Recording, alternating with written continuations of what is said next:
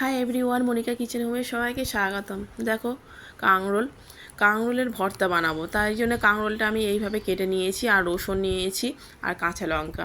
রসুনটা একটু বেশি করে দেবে, কেন রসুনটা বেশি করে দিলে খেতে খুবই টেস্টি হয়। তা আমি রসুনটা বেশি করে নিয়েছি। কাঁকরোল যে এতটা পরিমাণ দেবে তার থেকে বেশি পরিমাণে একটু রসুনটা দেবে, আর কাঁচা লঙ্কা দেবে, একটু ঝাল ঝাল হবে। তা আমি কড়াই বসিয়ে দিয়েছি, কড়াইটা গরম হয়ে গেছে, তার মধ্যে এবার সর্ষের তেল দিয়ে দিলাম।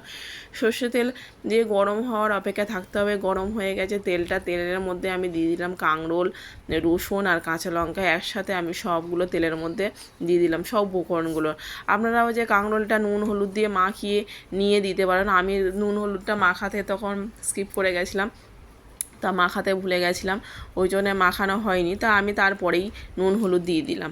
নুন হলুদ দিয়ে ভালো করে একটু ভাজা ভাজা মতন করে নিয়ে তারপরে এবার নুন হলুদ দিয়ে দিয়েছিলাম, দেখলে ভেজে নিলাম। এবার ভাজা হয়ে গেছে, ভাজা ভাজা হয়ে গেছে, নামিয়ে নিলাম হাতের সাহায্যে। এবার মাখিয়ে নিলাম, গরম গরম ভাতের সাথে অপূর্ব সুন্দর লাগে খেতে। তোমরাও একবার ট্রাই করো, আর আমার রেসিপিটা কেমন লাগলো জানিও বন্ধুরা।